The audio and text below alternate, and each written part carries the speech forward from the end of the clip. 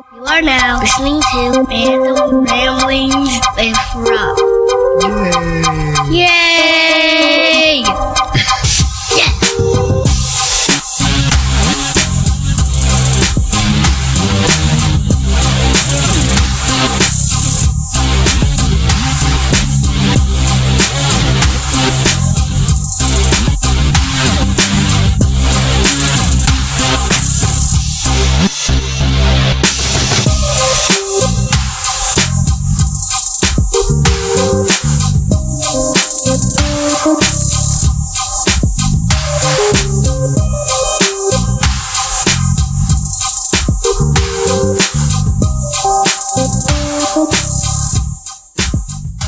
What up, everybody? This your boy B-Rob, and I'm back with another edition of the Random Rambles with Rob podcast. First and foremost, I'd like to thank you, the listener, for coming back each and every week, or however you listen to podcasts.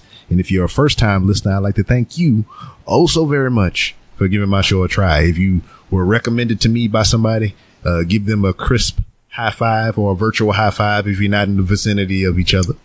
And as per usual, I have a guest for this episode, and I can tell you the story. You know, it's like we got a Star Wars instance right now. We got the black abyss of space with the stars sparkling up. Then you see these yellow letters crawl up into the top of your screen. And it was long ago in a galaxy far, far away. About a year ago, January. I remember this specifically because it was around the 2-year anniversary of the show. And I just launched a Patreon account for the show. You know, I was dipping my toe into different ideas, trying to figure out, you know, things that I can give to the people who contributed to the show. Cause I want some fly shit, you know. People as creators, you know, they always have a thing for making things unique to them, custom, if you will. And I think I just recently bought a Shinsuke Nakamura Funko Pop from Toys R Us when it was still open. R.I.P. Toys R Us.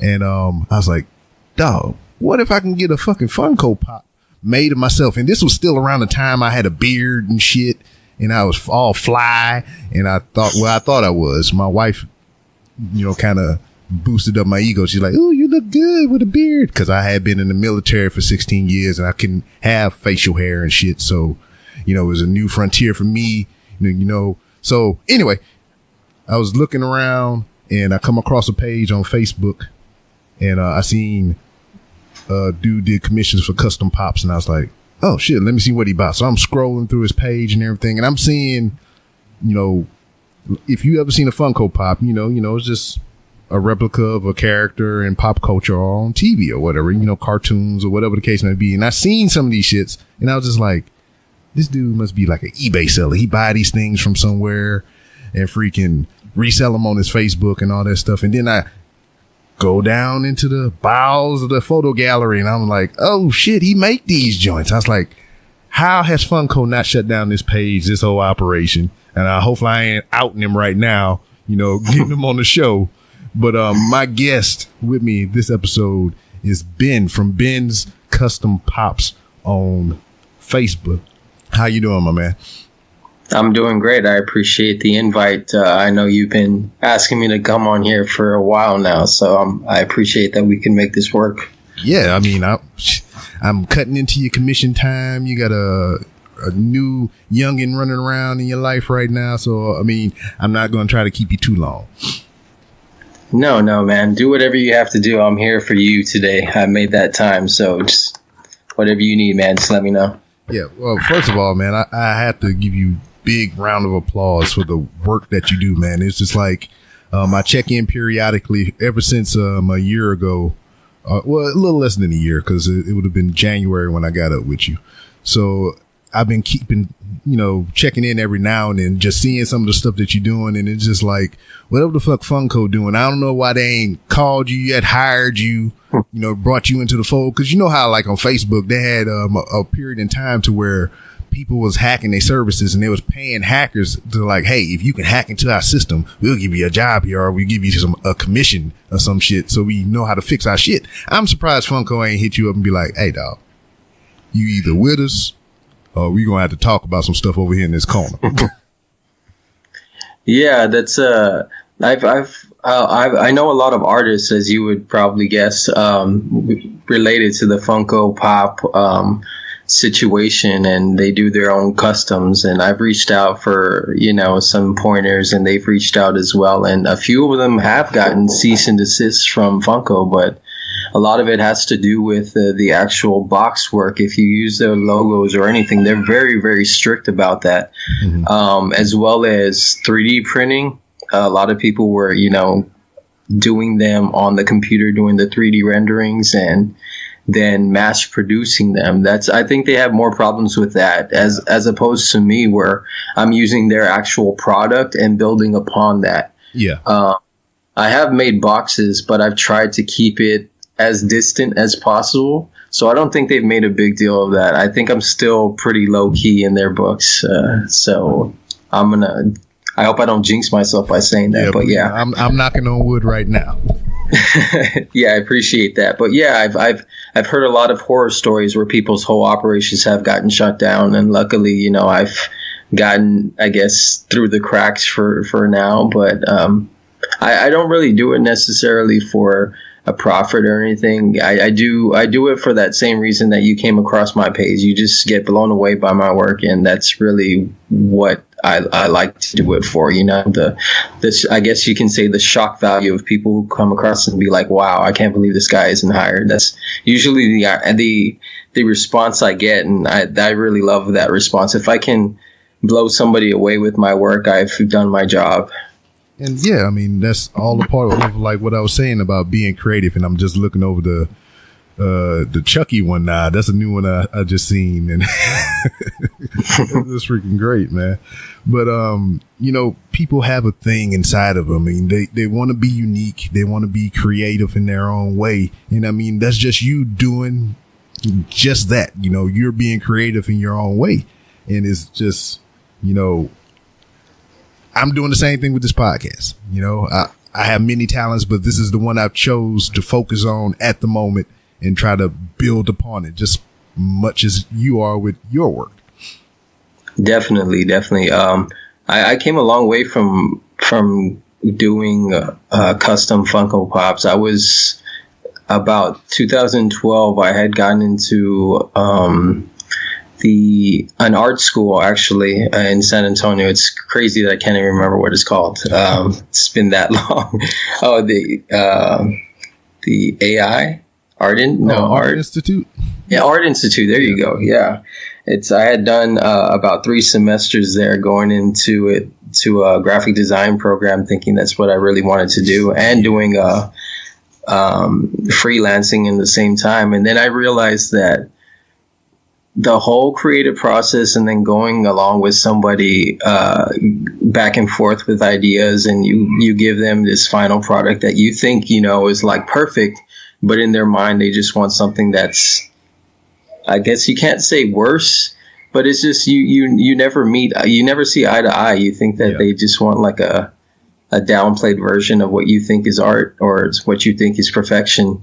And I got tired of that commission type of work. And it was just, I realized very quickly that's not something I wanted to do. And it relates to the pop industry as well. Like, I started off taking a lot more commissions than I do nowadays, only because people are very, very particular about what they want, when they want it, how cheap can you get it made? And it was just too many problems. I decided just to do what I love doing and just creating the stuff that made me happy. So I've cut back a lot of commission work. Every now and then I will open up commissions, but I've just realized that people are very, very picky, and they want stuff very, very cheap, and they don't realize the process that you go through. I've stayed up nights doing stuff because I think it looks amazing, and then people not necessarily want to knock it, but they don't want to appreciate how much goes into that, and why are you charging this price, and why isn't it cheaper, or I can go over here and get this for this price. Why aren't you,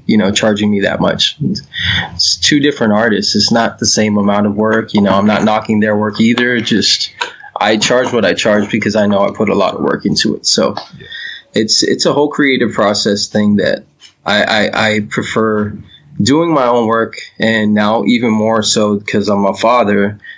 I'd rather just, the time that I have available, I'd rather just use it doing the creative stuff that I'd like to do. Yeah. And I totally understand that, man. I went down just about the exact same road that you were talking about as far as the Art Institute goes, because I've always had a thing for Photoshop. I love, doing different manipulations and everything. I would always Photoshop myself into, various situations. I had of course. I made a mock-up freaking album cover with me and some Tims with a fucking alligator and shit because I'm from Louisiana. So just stupid shit.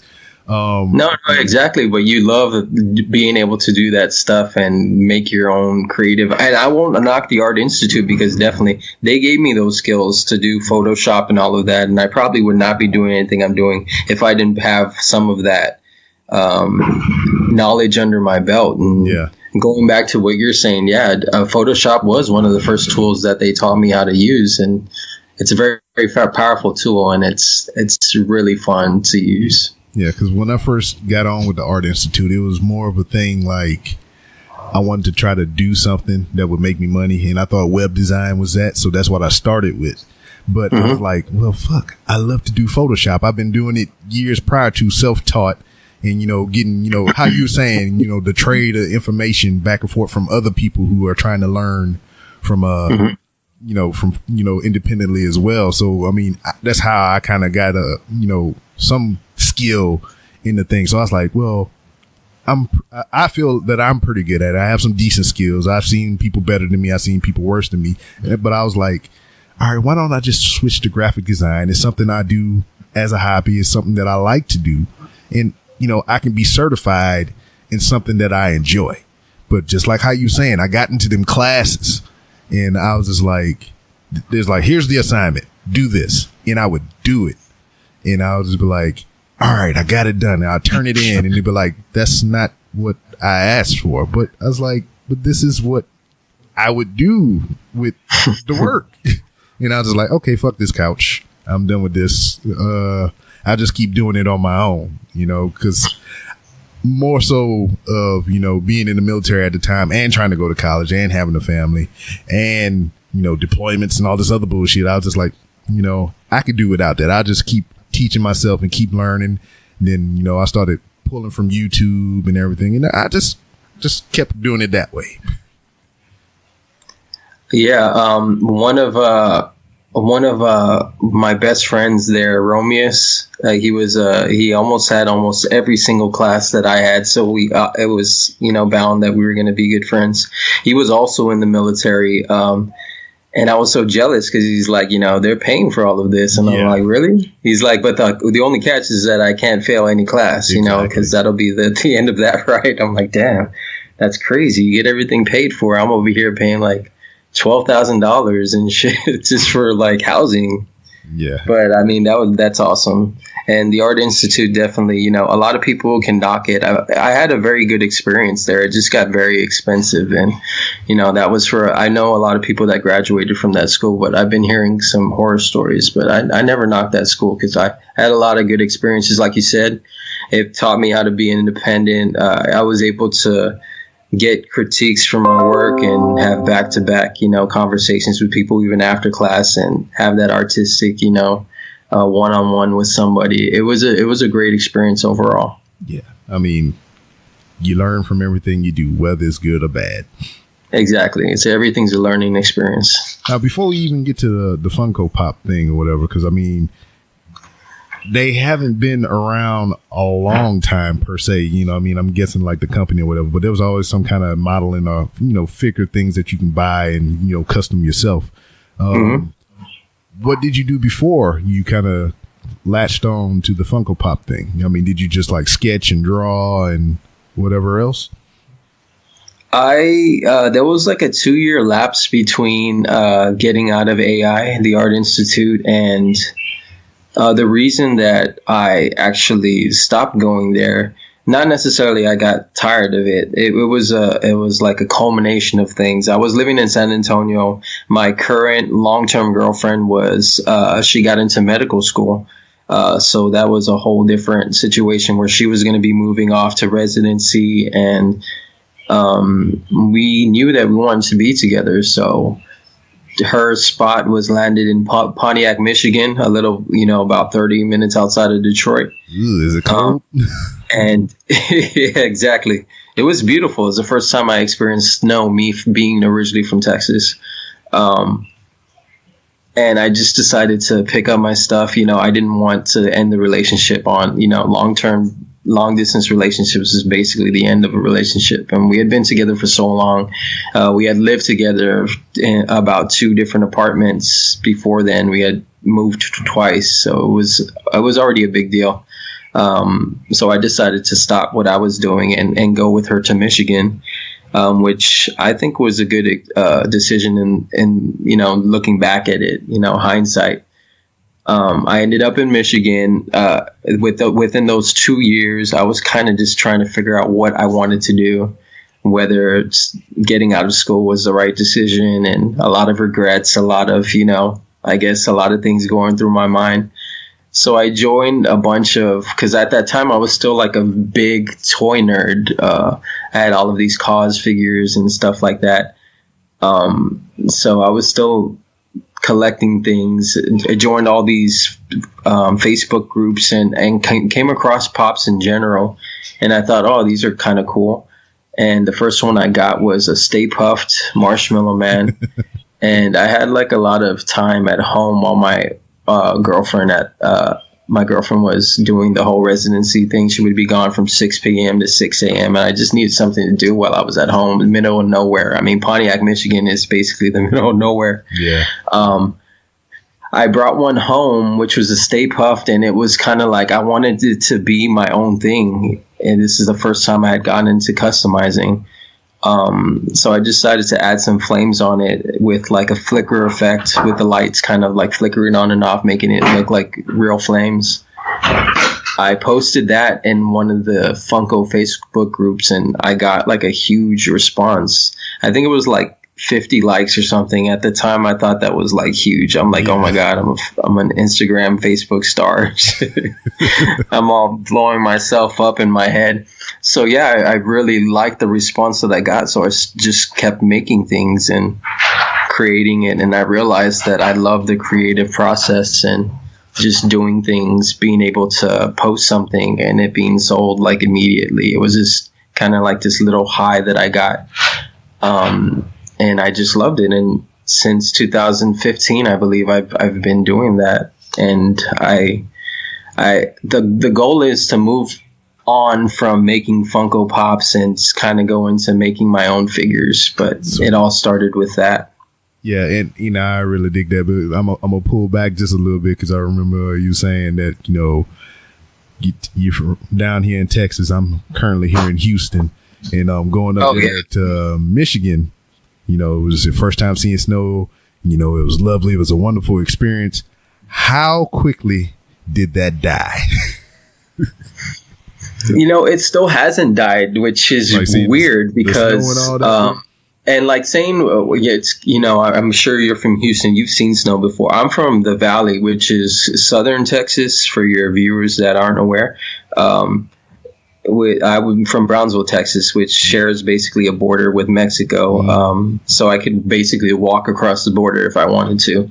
But yeah, we never seen snow except for, I think, about 2014, climate change, I guess you can say. Yeah. We're not going to hit that subject. But the first time it's actually snowed in Brownsville. So, I mean, before, go figure, 2 years after I leave, it starts snowing in Texas. Yeah.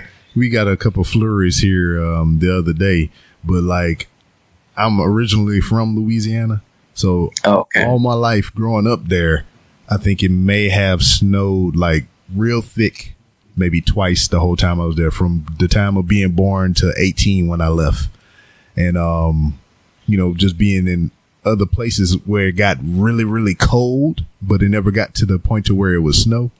And then toward the end of my career, I went to Fort Leonard Wood, Missouri. And boy, the snow was just thick. It was high. It looked like the Stay Puft Marshmallow Man just took a shit out there. And I mean, it was everywhere. And I was loving it. I was like, I never seen it like that before. I was making snow angels. I was chasing the kids around, pushing them over in it, smacking them with snowballs and everything. And that lasted for like 2 weeks. And I was like, fuck this snow. It's cold. Forget all. I'm ready to leave. That I came to find that wasn't the experience for me. I mean, like I have huskies, so I took my huskies out there at the time, and they just loved it. They still love it. And it was the first time we had seen like fields of snow. They have like this 2 to 4 acre dog park out there that's just like, and it feels like it's never ending, and it has like high gates on all sides, and we would just let our dogs go and they would just get lost, and they loved it. I loved it, you know. Yeah, my dogs were so much used to like just small backyards. I felt bad for them, but even when I was out there, the snow, I never experienced any. I guess you can say driving in the snow was probably the worst experience I've had. There's so many close accidents. I think that was the worst part of the snow that I hated. But other than that, I loved it.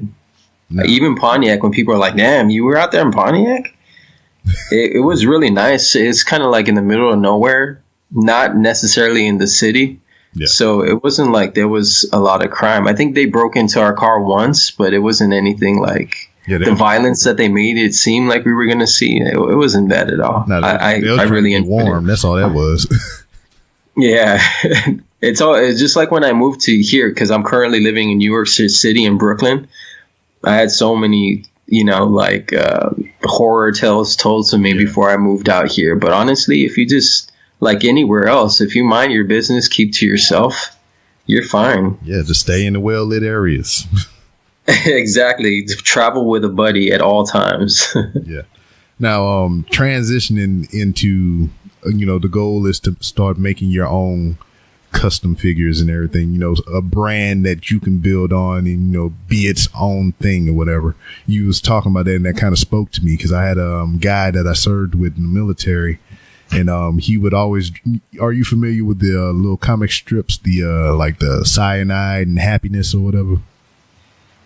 I'm not really a comic book person. I've only the only ones that I've read, only because I don't know why, they kind of stuck with me. Mm-hmm. I think was The Preacher graphic novels. Yeah. I read that before it got adapted into the TV show it is now, which I love, by the way. Yeah, it's real good. Yeah. Back in, I believe it was, I want to say 2001. Mm-hmm. A couple of friends of mine were passing them back and forth. Like he would borrow an issue and then give it back to his friend, and then his friend would borrow from his brother another issue, and they would borrow. I was like, "What are you guys doing?" Like every time we would get together and have our smoke sessions, it was something that at the end of the night they would be like, "Oh, here's a new one." And I was like, "What are you guys doing? Like, what is this? Why do you keep every week it's a new book?" And he's like, "Oh, this is The Preacher, man. You need to give it a..." and he kind of gave me like a brief synopsis. Is that how you say it? Correct.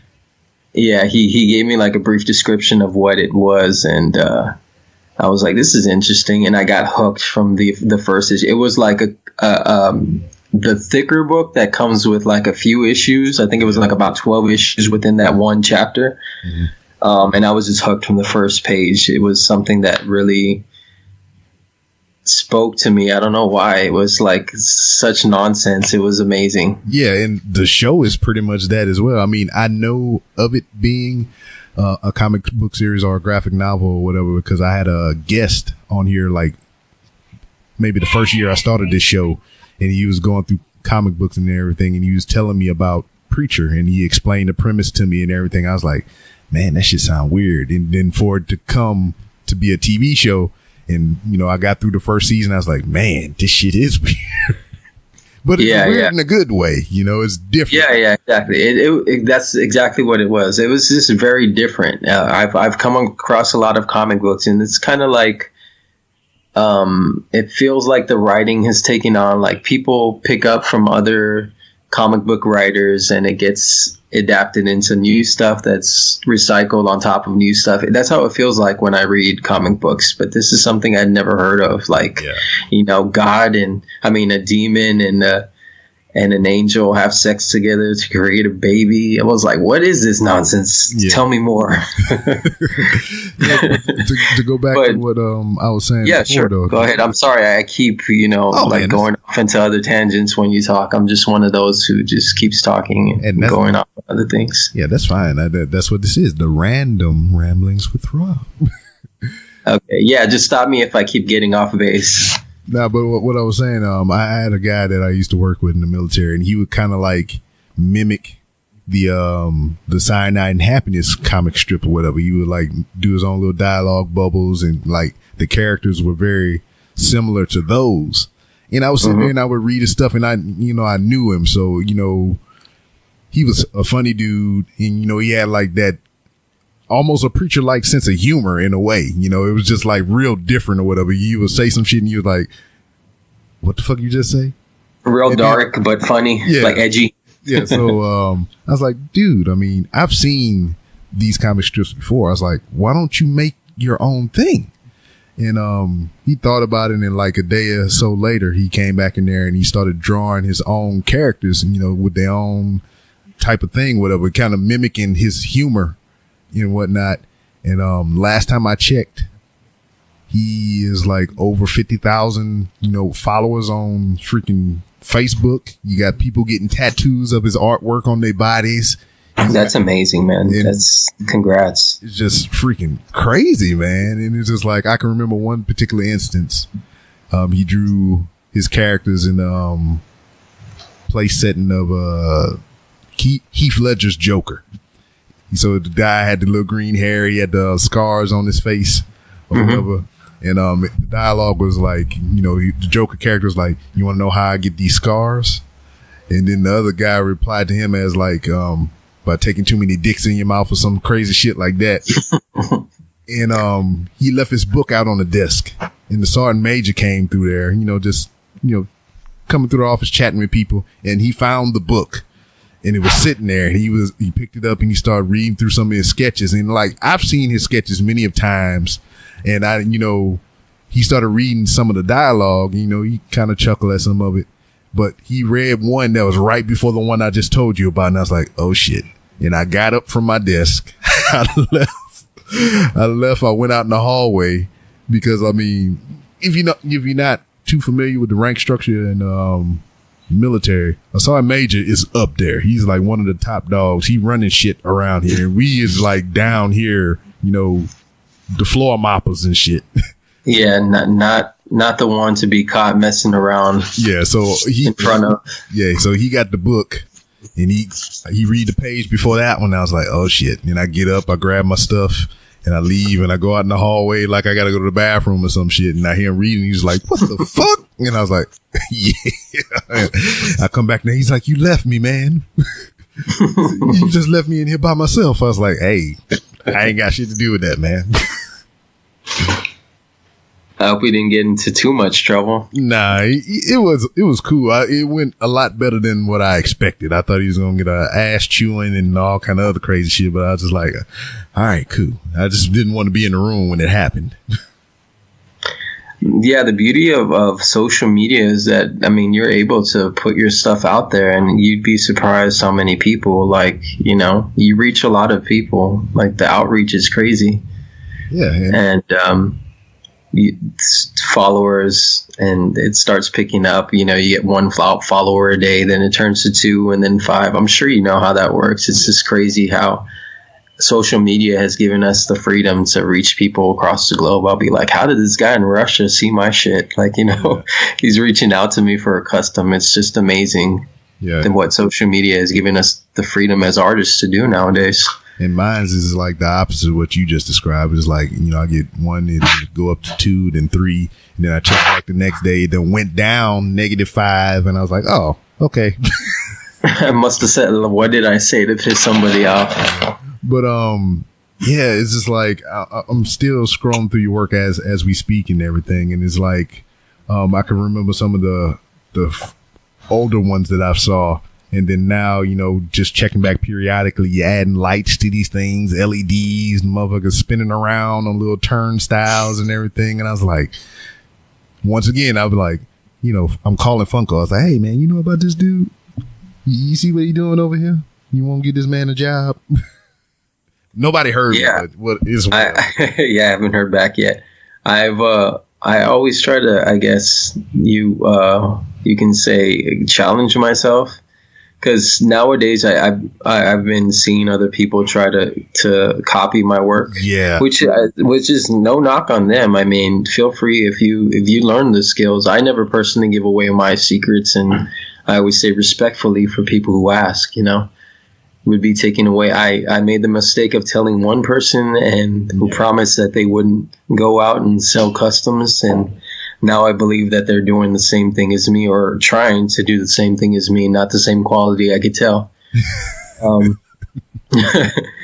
not to sound like I'm pissed or anything, but yeah, I made the mistake of telling somebody step by step on how to make it, because he was saying, I just want to make one for my brother, and please just tell me. That was his excuse. I kind of felt for the guy. He was very sincere about it, and maybe that was his intention at the time. I don't know. Or maybe he's having trouble making some cash, so I'm not gonna tell him to shut down his page. But I've come across his work. I've even given some of his items a few likes, because the first few that he was doing was like blatant ripoffs. Like, he was doing some of my first works like almost in order from when I posted them.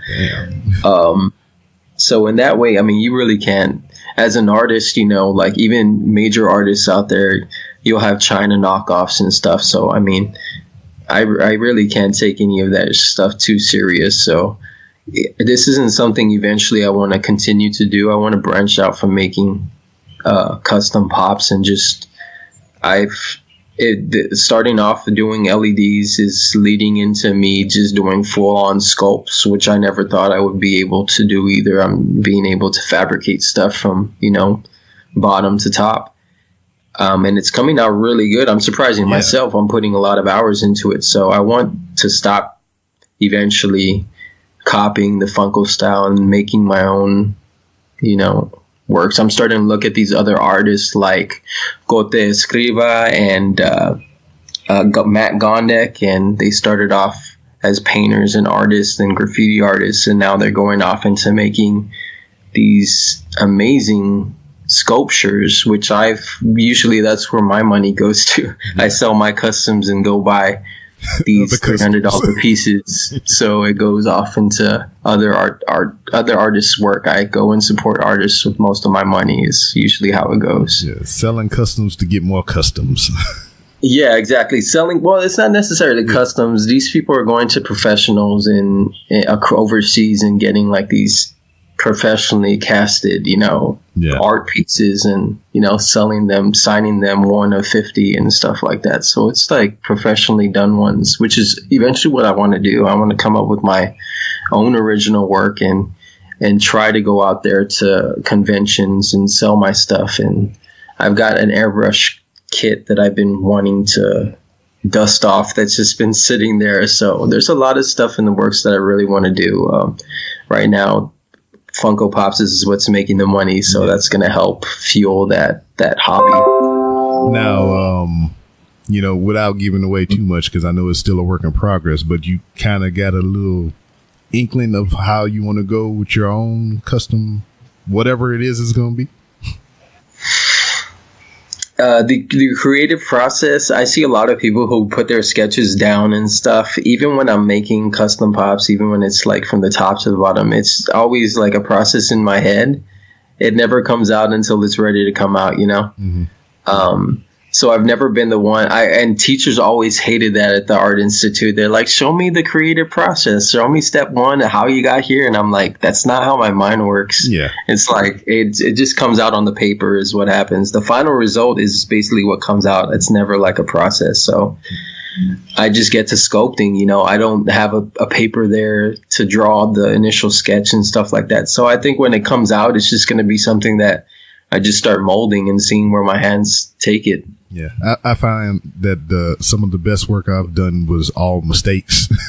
Exactly. Thank you. That's the best way to put it. I mean, you start off with, like Max says, and It's Always Sunny, like, dude, why are you so fat? He's like, when, what's that famous, when the statue of David was sculpted, he had to start off with a slab of marble. Yeah. It's basically, you start off with this rough ass thing and you just chisel away until it comes out the way you want it. Speaking of Always Sunny, man, I am like way behind. Are you current on that series? I am current. It's one of the shows I've watched since I met my girlfriend, or my wife now, I guess you can say. I still say girlfriend. I feel like I'm still fucking 19 years old over here. When we first moved in, that was one of the first shows I showed her on like our old tube TV back in 2001. Oh yeah.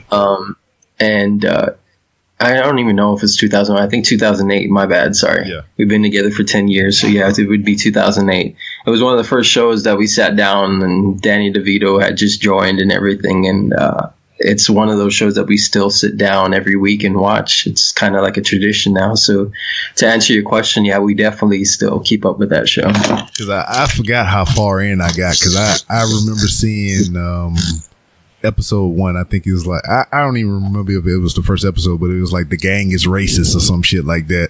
That was definitely the pilot episode. Yeah, you were absolutely right on that. So I seen that and I was like, this is ridiculous. I gotta watch it again. It was like, you could tell right off of the pilot, this was one of those shows that was not pulling that back their punches. They kind of just way out there. Yeah. So I watched it for so long. I don't even remember what season I left off on, but I got so behind. I think I got caught up in a deployment and I didn't have access to it. And once I fell off the train, I was just like, well, fuck it. I'll catch it eventually. Because honestly, I thought it was going to end. And I was just like, fuck it. Once it's over, I'll just binge everything. But this motherfucker is still going. Yeah, it's like 15 seasons already. It's crazy. So I missed the season when he got fat. And now he's like chiseled and jacked as fuck. Yeah.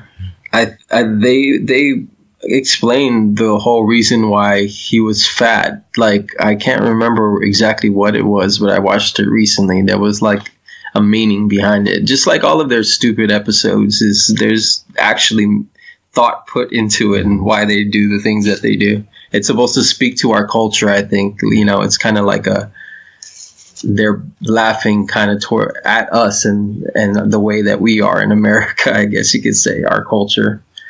And the thing that I enjoyed the most that came from that whole series was the episode when they put on the play or whatever, the Day Man and the Night Man or whatever. One of the classics for sure. Yeah. There's this guy, I forget what his name is. He did a dubstep remix to like the whole music and the song, and there's a video for it. That's amazing. Yeah, it is. It's like the most amazing thing I've seen. I saw it when I was in Virginia. We was on this on a ship, and we was just going through. We was talking about Always Sunny. I had to be within that season, and I just somehow I was trying to explain somebody about the Day Man and the Night Man or whatever. And I get on YouTube and that video popped up and I was like, what the fuck is this? And like, I still have it in my freaking phone to this day. And that was like years ago. And it's like the most amazing thing. The song is fun, but the video to go with the song is even better because they use clips from the show and they just piece it together in a great way. Yeah, I found that YouTube has a lot of remixes of like hilarious stuff. When you think that something can be funnier, YouTube always has a way of making things funny. People with a lot of free time are on YouTube, which I love. They had that one group that got famous off of that, like they made the remix to that dude doing the interview, the home invader. He was like, they climbing in your windows, they snatching your people.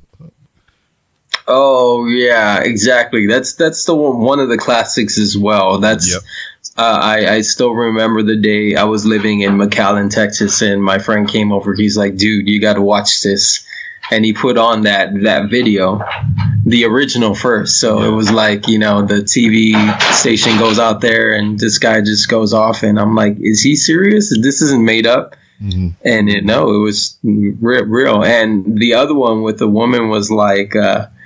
There's a fire, or what? How does it go? Oh, no. You know which one I'm talking about, right? It was exactly around that same time because he played those two. He's like, there was fire. Lord, there was a fire, something like that. Then I seen one, me and my wife get a chuckle out of it. Just like this lady was describing how she got caught up in this robbery. And she was like on her hands and knees, like backing up out of the door, you know, trying not to be seen or whatever. And they remixed that, and that shit was funny as hell. Then they had the dude that seen the double rainbow. So, oh yeah, wow, I know exactly which one. You know what? They should bring back the Chappelle Show, man. That's something that my generation could relate to. I loved watching Charlie Murphy skits and Rick James and all of that. Rest in peace, Charlie Murphy. Sorry about that. Man, you just made my heart smile. I love that show. Yeah, it's something that they can't. That was one of Comedy Central's. One of the glory days of Comedy Central back then. They used to have Workaholics too. That's gone. Yeah, I mean that was like they crown jewel, man. But I get whatever the circumstances was around it, he wasn't happy there. You know, they wouldn't let him be as creative, so he just walked off on their ass or whatever. Definitely. It says a lot about having creative ability. You know, you take that away. I mean, what is an artist without that? And that's weird about that too, because like they get you for the show because of you and your brand and your style, and then they push their shit onto you or whatever. I don't know. It's a weird process. I mean, I don't know. Yeah, and you would think Comedy Central, they let you basically get away with murder on that network. So, I mean, for them to hold back on Chappelle, I mean, he must have had a lot of stuff that was edgy coming out that they were just like, well, I mean, because when he came out with that R. Kelly, I'm going to piss on you thing, I was like, wow, dude, how can you top that? That was just one of the hilarious, besides the Rick James skits, the R. Kelly and the Haters Ball Club. Oh my God. Those are some of the best skits I've ever seen on TV. That was the prime of television for me. I mean, I don't watch television as much nowadays, but I would tune in for some Chappelle Show. Yeah, episode 1 was the black white supremacists. His name was Clayton Bigsby. I still remember it because I would watch these episodes over and over again. These skits were just too much, and like the Popco, which was like supposed to copy Kinko's. Yeah. And he's like, well, fuck them. That's why. Yeah. If they say they have Mac, tell them we're PC. If they say they have PC, tell them we're Mac. If they say they have both, it's Linux. We're Linux. And if they have all of those, we'll just tell them that the computer's down. We don't know when it's going to be fixed. Oh, man. Damn, I want to watch that show now. Have you seen any of his recent stuff? The stand-up comedies he did on Netflix? I did see them. I actually attended one of his first trips back, which is funny. It's going back to Michigan. We were in Michigan, and he actually did a show with the Flight of the Conchords. It was like a Comedy Central tour that they were doing, and I think Flight of the Conchords and Dave Chappelle were the headliners. And that was the first time he had done like a majorly publicized. Before that, he was just doing small gigs at like comedy clubs, kind of like barely getting back into the picture type of thing. So when I found out that he was headlining this thing right outside of Michigan, right outside of Pontiac, I was like, oh, hell yeah, I got to go. And I can't remember too many of the skits, but I just remember laughing my ass off. And he was smoking the whole time. And then the show right after that was when he was calling out somebody publicly for recording him or something that he said. It was like 2 shows after he had left Michigan, and I was like, wow, after that, they just said no more recording at the shows. Yeah. One person, I've never really been to a lot. Well, hell, I haven't even been to any comedy shows. My very first one was here in Houston. It was some local joint, I think last year. And I went most recently to see Hannibal Buress. live. Oh yeah, that guy is hilarious without even being hilarious, without even trying. Yeah, see, and that was the thing, because like I seen little bit. He always had these little bit roles or whatever, and I thought that was funny. And like supporting roles, like he just comes out as a supporting character. Yeah, like the token black guy, I guess you can say, in a lot of stuff. And for a while, like stuff like that kind of wear thin with me. It kind of turned me off to him or whatever. And I was just like, I never seen him in a full length film yet. I know he. They never gave him a chance to shine. He always has like these small speaking roles. You don't really get to know his humor. Yeah, but like what he is portrayed as, like on TV or whatever, it's kind of like Hannibal Buress, just say some lines and shit like that. It's like low energy and everything like that. So we seen Tag, that new movie that just came out, but grown ass men playing tag for over 30 years or some shit. And it was more of that just in the full length feature. And I was like, oh man, the movie was funny. Don't get me wrong, but it was just like, is this just him? Is he just like that low energy type of dude or whatever? Or that's just like his... I totally get what you're saying. It was just a bunch of one-liners in a long movie, a long feature film. Like you said, they were just giving him like punchlines. Yeah. Like I said, he still felt like the token black guy. I exactly know what you mean. Yeah. It's like they never really give him long enough roles for him to actually develop a character. He just feels like a tag-along friend in a lot of his films. Yeah, so... I seen we just started getting into trying to family, kids and everything, so me and the old lady trying to come up with creative ways to spice up our movie nights and date nights and shit. So yeah, of course, our first comedy show was D.L. Hughley. He came here to Houston. He went to the Improv, so we went see him. We had a good time. Funny man. Yeah, funny dude. And then I seen, I got a little notification in my email saying Hannibal Buress was going to be here. I was like, I got to see this dude live just to understand if this is just how he is or is it just the movies. So I went to see this dude live, and he is one of the most hilarious motherfuckers that you would ever have the pleasure of seeing in a live performance. I mean, what I saw on stage of him, just how he interacted with the crowd and just his set was leaving bounds of whatever shit I seen him on TV. I believe it, man. I believe it. I've seen, if you were able to watch the show is blanking on me right now. It was on Adult Swim with him and Andre or some shit like that. Eric Andre. There you go. The Eric Andre show. That's the first glimpse I had gotten of him before he kind of blew up after that. And he had more of he was a supporting role on that as well. But when they actually gave him skits to do, man, I found him like so hilarious. And he also had that laid back energy where it kind of like felt that he was stoned all the time. Yeah. And then I got to the pleasure of seeing him in New York as well when he did a stand up, and he was doing a lot of comedy gigs in New York because he had a recurring role on. What's that show on Comedy Central with the girls? I know what you're talking about because he brought it up in his bit, but I just don't remember it right now. Yeah, well, he has a recurring role in there, and they actually make him out to be a doctor, and so he's got actual like a presence on that show, which is hilarious. He's got a lot of weird fetishes, and they actually give him a lot of screen time on that. So it's refreshing to see him actually getting more opportunities out there as opposed to back then, like a few years back, all he would be saying is like whack. That's it. Yeah. It's like, that's whack.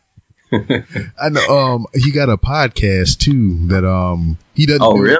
Yeah, I got to check that out. Yeah, he doesn't do it consistently. It's just like whenever he has time, he decides to sit down. That sounds like him. So I mean, he has a theremin or whatever, and he uses that in his comedy stand up too. And he just be sitting there, and they'll just go off on a tangent. They got a beat machine in there because he do the podcast with his DJ, and the DJ also assists him on his comedy sets as well. Because when we saw him here live, the DJ was there as he was explaining stuff and setting up punchlines and stuff. The DJ would be putting up videos, and skits in the background and shit. Going back to that, how you were saying that he had the opposite from his what you saw on TV as opposed to his comedy. You know, I saw Adam Devine, one of the Workaholics guys who plays Adam.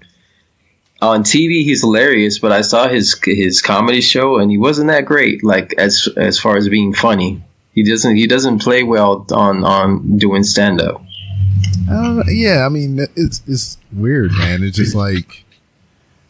You would think he would be funnier because he in Workaholics is basically they're just kind of making it up, making shit up as they're going. I think they had like the freedom to just kind of rant back and forth, and whatever they found funny, they just kept on tape. You know, that's what they aired, a bunch of put together funny skits that they would make up. You know, so you would think that stand-up would just be something that he would do that would come naturally to him, but he wasn't funny at all, at least not to me. Yeah, my wife thought he was hilarious, but I just felt it was a bunch of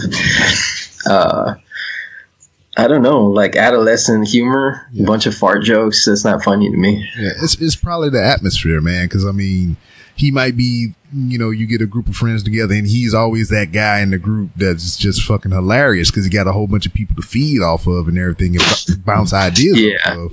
You know, I even thought about here locally. Because the guy before him was practically unknown and he killed. Like, I was laughing my ass off with him and I didn't even know who he was. It was one of those like surprise, you know, things that a surprise guy that comes up there just makes you relate, I guess, to situational humor that he's giving up there, which I found hilarious. And I feel bad that I can't even remember who the comedian was.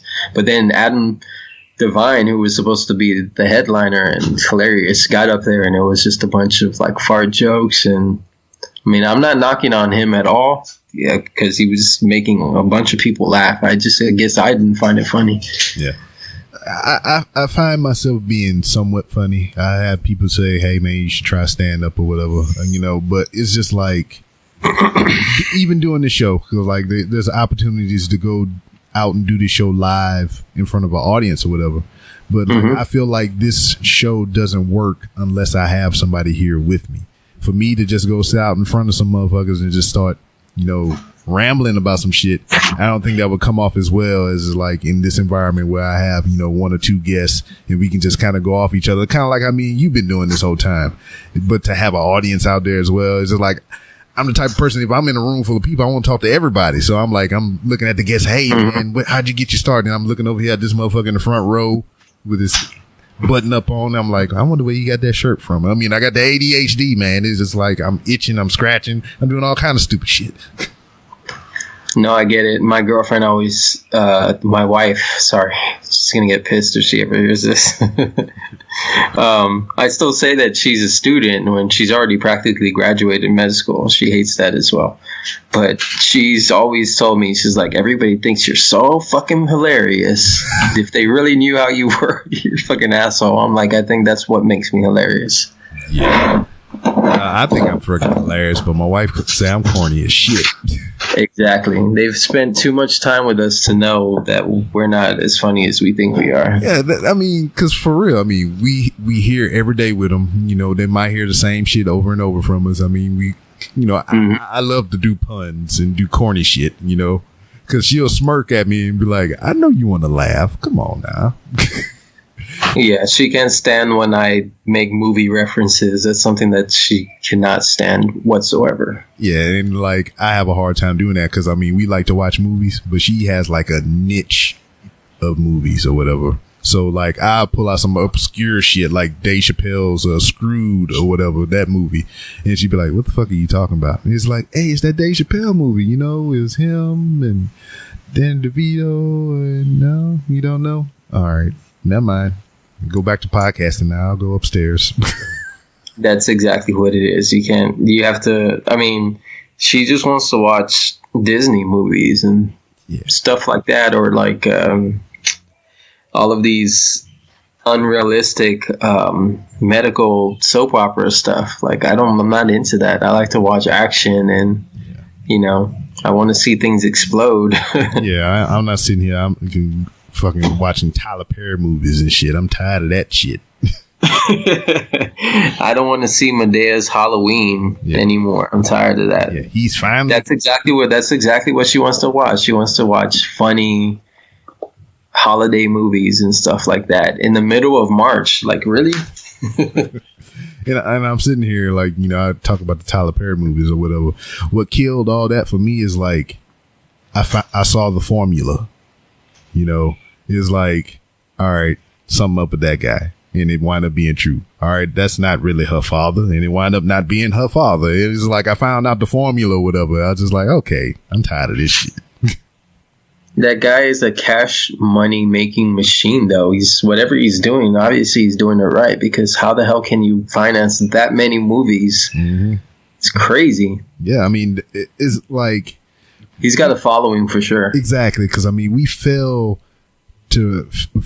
I always fail to forget how many people there are actually in this world, and how many of those people that's in this world that has access to all the same shit that I do. So like, shit. All right, so I don't go see the Tyler Perry movie, or I get soured out on the Tyler Perry movies or whatever. But for every person like me, there's probably 100,000 more that freaking like his shit. So it's just, I don't know, because like I like wrestling, but as much as however long wrestling has been around, it's still a niche type of thing or whatever. I mean, even though Fox just bought a chunk of their company for billions of dollars, not everybody know what the fuck professional wrestling is, WWE wise anyway. So I don't know. It's all weird. Well, I think that what WWE is doing right is that they promote so much overseas that, even a small chunk over here, there's like diehard fans in Mexico, China, Japan, like they have a broad reach overseas, and it's kind of almost surpasses what the fan outreach they have here in America. Yeah. Because they don't see politics over there. Like they just see wrestling. Here everybody wants to make it about something else, and people just actually enjoy wrestling over there. There's nothing behind it. There's no motives. I completely agree with that statement wholeheartedly. Because like, I never seen, I'm talking specifically here, the wrestling community that I've dealt with online and, I've seen around me is just like, I've never seen so many people that say they love a thing so damn much, but complain about it every fucking second they get. I don't get it. Yeah. I completely agree with you.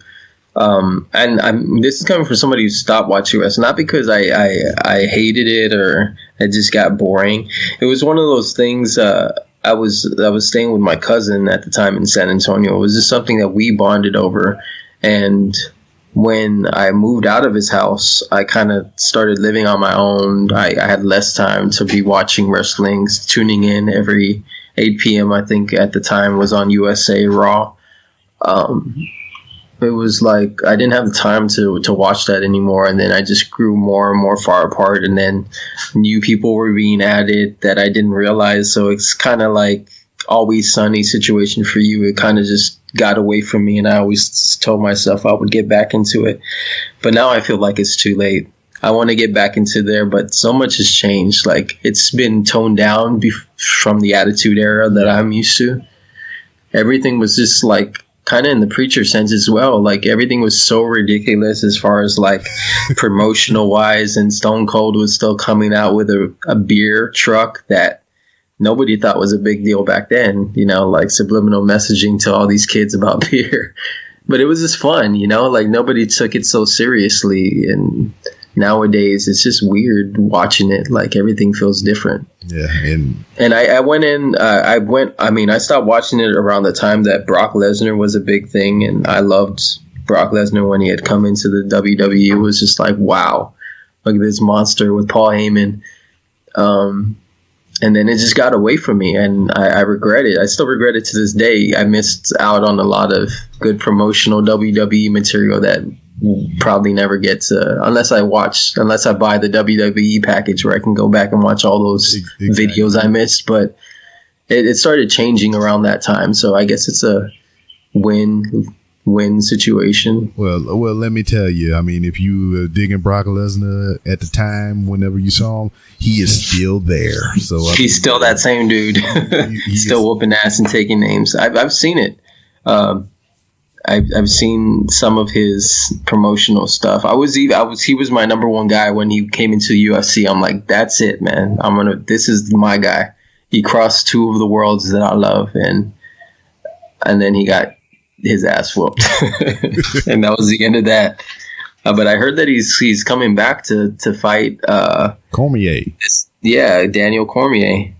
I heard his last Daniel Cormier was calling out Brock Lesnar in this last one. So, yep. I mean, I hated The Rock when he was in his prime, man. I hated him with a passion. Anybody who whooped The Rock's ass. Nowadays, I respect him. Obviously, the guy is like a god. But in WWF, back when it was still WWF, I used to hate him. It was my cousin's favorite wrestler, and I used to always throw it in his face when we get his ass kicked, which was rare, which is what I hated about him. Yeah. It's like, you never let The Rock lose. The same way that when John Cena came out, who's this no-name jabroni, man? He used to come in and do all his hip-hop shit. I'm like, who's this wankster? It was just very, very corny that I hated him, and then he never got rid of those damn shorts, man. Nope. I hated him. Still to this day, he still got him. And those moves, I'm like, who the hell can knock you out with a goddamn elbow? Like, shimmying around with a fucking elbow? Like, this is just ridiculous, man. Almost as much as Rikishi. Yeah, well, shit, his sons wrestle now. Yeah, I've heard about that, man. That's awesome. That's amazing, man, that they're following those footsteps. I mean, they're real good, too. 4 or 5 time tag team champions right now. That's awesome. Hey, is that guy, I heard this Kurt Angle's son, or that, whatever, they're trying to make it out as his son. Yeah. Is that true? No. Is that really his son? Or is that just like they're using that as it's just his tag thing? Because the more and more I keep looking at him, it's like I don't know if I'm convincing myself that he looks like him, but this is just like a gimmick that he's doing, man. He's got it down cold, like down to his swagger and everything. It's like Kurt Angle-ish. I just can't. I keep questioning myself. I'm like, no, this is his son. It's got to be. No, it's just for TV. Oh, okay. Damn, then I'm kind of disappointed. Well, shit, they got another guy up there that's like, if they were to pick somebody. Dusty Rhodes' son, right? Dusty Rhodes' son is a wrestler as well. Yeah. He was with WWE, but he left, and he's like doing it independently or whatever. And he's like, damn, I'm behind then. Yeah, you way back there, man. Yeah, it's because everything that brings back like the nostalgia feel when I hear that, like, wrestlers I used to watch have wrestler sons and stuff. That brings me back. I want to be like, that gets me curious. I want to tune in to see if he's good or not. Yeah, I'm always waiting for that one thing that's going to bring me back to the WWE, and right now I'm just seeing trash. Yeah, well, I mean, not to hate. Obviously, you really like wrestling and you're very devoted, and I respect that. But I'm still waiting on something that gets me hooked back in, and right now I'm not seeing it. Well, like Triple H has always been my dude, though. I respect that, man. He just got injured. I heard that. I did see that because I keep up with Triple H. You sure did heard a lot of shit for not watching wrestling. It's like I said, like me and my cousin, I still talk to him almost at least once a week, and he's the one who keeps me up with this. And he knows that I don't want to hear anything about these no-name wrestlers that I know nothing about. But he will tell me stuff about people I do like. And Triple H's injury is something that he told me, and I was like, oh, no shit. And then he showed me the Instagram post where like half of his shoulder was black. I was like, damn, that's some fucking injury. Well, I'll tell you what, this weekend, they have 2 specials. On Saturday is they got a brand called NXT, to where there's a lot of those. I've heard that. Yeah, where there's a lot of those younger guys in theory, and some veterans are down there. They do that show Saturday, and then they have Survivor Series is going to be this Sunday as well. WWE Network is $9.99 a month, $10, but if you sign up, you get a whole month for free. So, I mean, if you're interested, you get a free month, I would recommend that you watch. I've been seeing that they have all the classic matches on there, right? It's been tempting. Yeah, I recommend that you, if you're gonna try it this weekend, because you get both of those pay-per-views for free this weekend, and they're stacking up to be some good shows. That's great, man. I'm definitely going to check it out then. That sounds like a badass deal. Also, I've been hearing that Stone Cold's podcast, too. I've tuned in for a few of his. I know he has, I think him and JR have a podcast or something like that. Yep, him, JR, Chris Jericho, Eric Bischoff. Oh, nice. All them motherfuckers got a podcast. X-Pac, Sean Waltman, 123 Kid, whatever you know him as. X-Pac. No, I know him as X-Pac. Yeah. Back when D-Generation X was reigning. Yep. Conan got a freaking podcast. Oh, wow. What was that? Bubba Ray from freaking Dudley's. He got a podcast. Goddamn motherfuckers podcasting everywhere. I also heard Matt Hardy just recently retired. Yeah. As well. Yeah. He just broke the fuck up. His pelvis is fusing with his tailbone or some crazy shit like that. It's a unique injury. Yeah, I did not need to even see him speak to know that guy is broken. I just saw pictures of him and I'm like, damn, that guy looks like he is worn out. Give that guy a rest. Yeah, because like even watching him wrestling recently before, he had to retire or whatever. He didn't have that jump in his step as much. I noticed anytime that he fell down and he had to get up, he had to keep his legs straight. He couldn't bend his knees.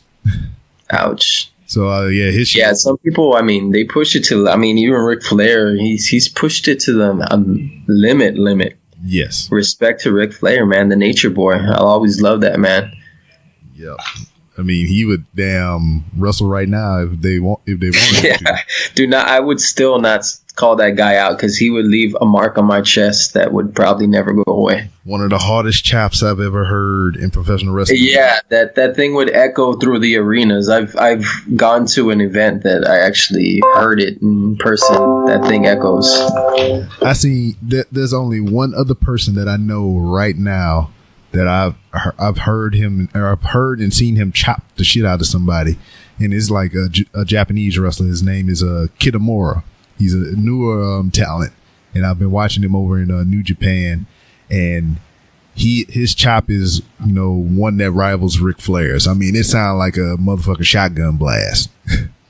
And he's not a little dude either. He's like a big bodybuilder type looking motherfucker. Wow.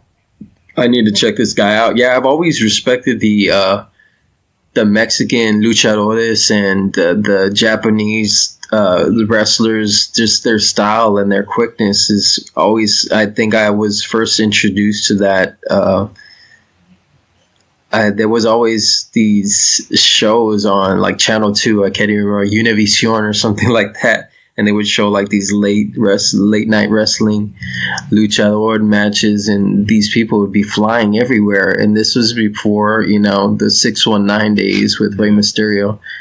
And I always thought, man, why don't they have this in WWE? And sure enough, like 2 years later, Rey Mysterio was coming out. Not to say, they hadn't been doing that for years. It was just something that was brought in, and I know that there were probably other wrestlers in WWE before Rey Mysterio that were doing that, but that was just one of the first ones I had actually witnessed crossing over into the WWE, and that style was something that I was always like loved seeing. Every time Rey Mysterio came out on like even Sunday night matches, where that was basically back in the day, that was kind of like where the up and coming wrestlers would come out. You would have like the Hardy, not the Hardy Boys. I can't remember who they were.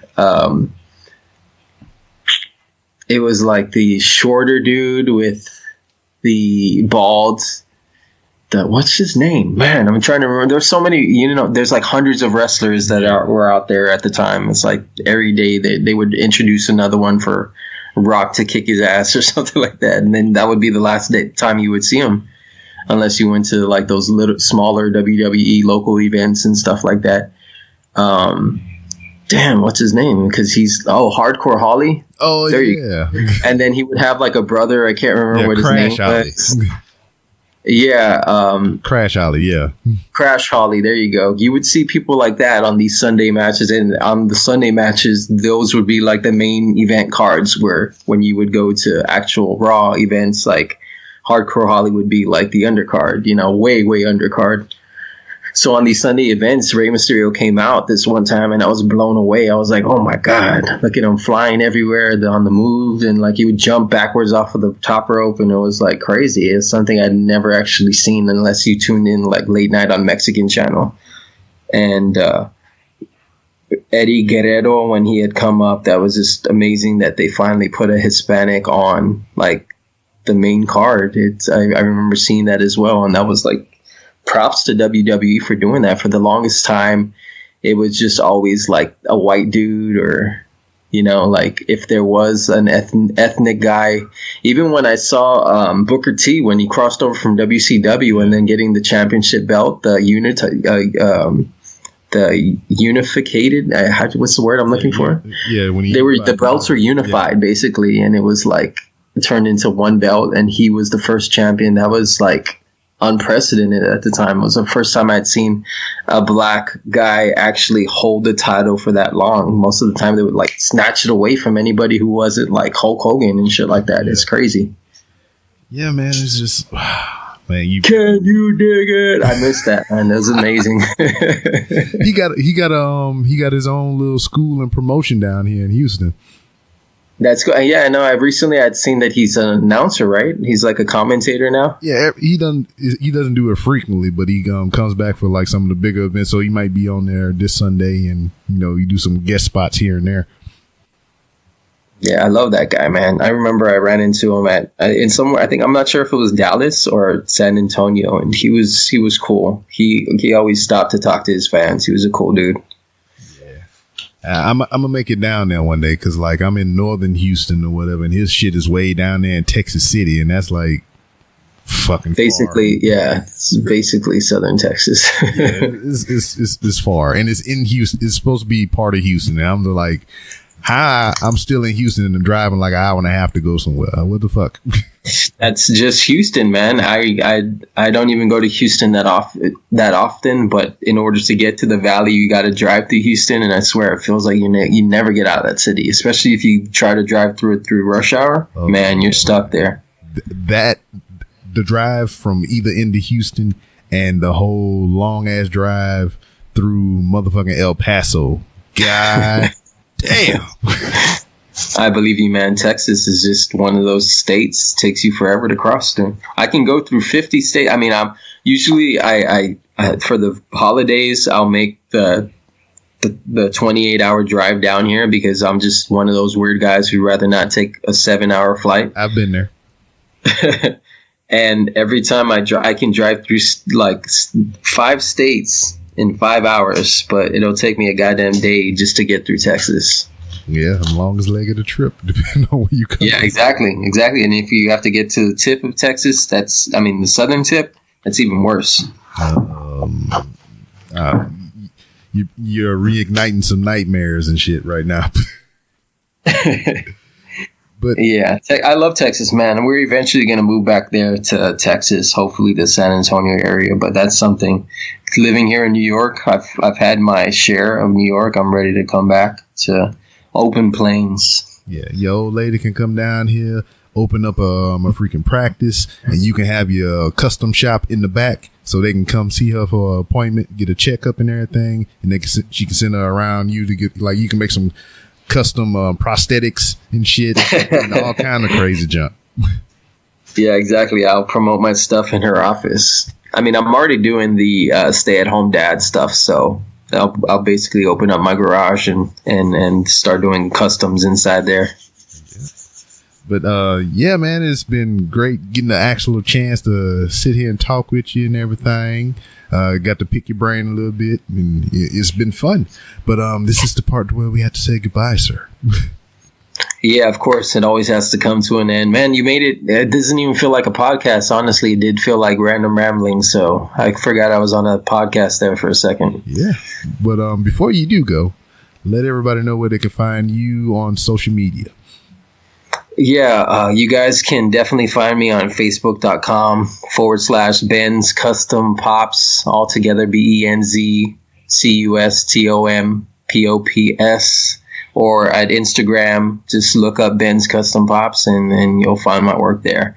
Unfortunately, I'm not taking commissions right now, but you'll find almost all of my work on sale. When I'm done with it, I'll usually post it up or let you guys know ahead of time when I have some stuff dropping. So if you guys follow my page, you'll definitely know some projects I have coming up soon. So yeah, definitely check my stuff out.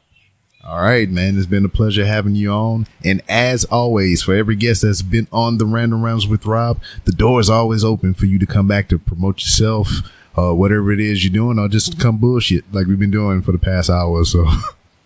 Oh, this most definitely will be a new, I guess you can say a reoccurring thing. I'm going to make sure I come on this show at least a few times every few months. I'm down with that. Also, if you're interested, I host another podcast. It's all about professional wrestling. We just kind of bullshit about professional wrestling over there. So, I mean, you're welcome to come there too. Yeah. And it's going to have to be about old school wrestling, but whatever you want to. No doubt. Shoot the shit around about, I'm definitely down, man. All right, for sure. And that was the interesting tale of Ben from Benz Custom Pops. Follow that dude on Facebook and Instagram, and you will see a whole new world of awesome Funko Pop goodness. He was just most recently, I think, featured on comicbook.com or IGN, one of them places or whatever. He did a Pikachu Funko Pop. It was inside of a Pokeball. It had LED lighting in the cheeks to simulate electricity, because Pikachu does that shit. And he got an article about his work and everything. So I'm proud of my man. I would say it was all credit due to me for him being on the show, but that article came out before this episode was released. So you can't get the random rub. That sounds dirty as shit. But anyway, it was a pleasure to have the man on. I look forward to seeing his artistic journey, and it was just kind of like I was saying about Sketch. I worked with him in the military, and he was kind of doing the same thing that Ben's doing, just with drawing his little comics and everything. And usually when you hear somebody saying they little whatever, your little comics and all this shit is demeaning, but I don't mean it like that in any sense. But I would see him copy these comic books that he was into, his little sketches, and he just morphed it into his own thing. And it's just people are tattooing his artwork on their bodies, and it just fucking amazes me. How long far is the day that I see anybody walking around here with a Random Rounds with Rob tattoo, or any variation of the show image on their body or whatever, besides myself. I'm still working on that, but it's just great to see somebody start essentially from the bottom and just build their way up to where they want to be and beyond. So yeah, giggity goo. A lot has happened between these recordings and everything, just personally in my life, and I will cover that more on the Lemur app. This where I kind of keep my personal thoughts and behind the scenes workings of the shows on there. So you can download the Lemur app on the iOS device, which is the best device, or you silly Android device. So either or, whatever your preference is, you can download the Lemur app on there, and you can look me up using at 3R Show, pretty much like the Twitter is at 3R Show. I try to keep it all the same, except for that punk motherfucker on goddamn Instagram who has the label of at 3R Show, and they only got 2 posts on there, and they don't answer my I'm getting angry thinking about it. Sorry, son of a bitch. But in the vein of that, I'm branching out and doing multiple podcasts. I'm also hosting a wrestling podcast called Wrestling is Trash, which you can follow on Twitter at WrestlingBTrash, or you can go to WrestlingIsTrash.com. And seeing that I'm branching out and doing all these different things, I just mentioned the Lemur, I just mentioned the wrestling podcast. Me and my wife are working on a podcast together, which will record our second episode tonight. I'll explain more later. But I used the hashtag 3R brand because, you know, that's me. You know, that's all the things that's encompassing with the Random Rounds with Rob and all the other ventures that I have. And I came across a guy who had a clothing line that went by the name of 3R brand. So I dug around just because, you know, I'm always searching for hashtags that I can use and build upon that's unique to me and my show. So I went with the 3R brand. I found his stuff, and I'm gonna have him on the show here pretty soon so we can talk about that. And, you know, that's just kind of how I find guests in my own way. It's just I look up obscure and random shit or just something that piques my interest, and I just want to talk to that person for whatever the thing is, you know. So yeah, anyway, let me get on up out of here. I got some prep work to do alcoholically, and I got some other things I need to be recording. So you can follow me on Twitter at itsbrob. That's ITSBROB. If you want to talk professional wrestling and any other general shenanigans, that's the place you do it. You can also follow the show, as I mentioned, on Twitter at 3R Show. You can also follow my new podcast, Wrestling is Trash, at Wrestling Be Trash. You can go to randomrobcast.com to where you can find different manner of ways to support the show. You can use my Amazon links. You can get a 30-day free trial of Amazon Prime. You can buy merchandise from our merch store on wehavemerch.com, which you can find a link to that on randomrobcast.com. Got some new shirts and hats and everything on there. Got some more stuff coming soon. Appreciate the support if you can get some merch, and you can be a Patreon to the show. So, you can contribute as little as $1, just like many of the fine gentlemen that are supporting right now that you hear every week on the show. And you can follow me on Instagram while I roam the hallowed halls of Walmart, where I just got into some beef shit with Carl over there on the Codex Prime podcast. You want to talk shit about how the Cowboys beat the Saints this past week and everything, but it really doesn't fucking matter because you're 7-5. We're 10-2. We're going to the Super Bowl or close to it. I don't know. You know, Saints are kind of fickle in that manner. I mean, I'm glad that they was able to win one Super Bowl in my lifetime, you know, to kind of validate all the people that supported them over the years, even though some of the motherfuckers sat in the stands with bags and shit over their head. But think about that in itself. I said this on Instagram as well. It doesn't matter if they was concealing their identity because they was embarrassed to be on TV when their team sucked. They still paid their hard-earned money to be there, to sit there and watch them play. And, you know, support goes a long way, even though, you know, you do something like that, it kind of awakens the team, and you kind of want something like that to motivate your players. It's like, look, man, I'm here paying all this money and shit. You're embarrassing me. I'm sitting here front fucking row with a bag on my head watching you play and everything because I don't want to be on TV known as a fucking Saints fan, but I'm still paying money to come here to support your ass. Maybe there's a light of fire in you to get some tackles, you know, intercept some passes and do some other shit. So yeah. Anyway, follow me on all those places. Hit me up on Lemur. Check out the sponsors, studio.com, to where you can get 15% off your headphones order by using a promo code ROB15. You can get you some savory and spicy goodness from Hooks, Rubs, and Spices. You can go to etsy.com and search Hooks, Rubs, and Spices, and you can get 10% off your order if you use the promo code 3RShow. And you can go to gastonluga.com and get you a nice handbag there and get you 15% off if you use the promo code 3RShow. Also, you know, it's kind of related to Wrestling is Trash. You can get you a 1 month free trial subscription of Power Slam TV. You can go to powerslam.tv.com. Oh, no, it's not .com. It's powerslam.tv. No .com on the end. It's just powerslam.tv.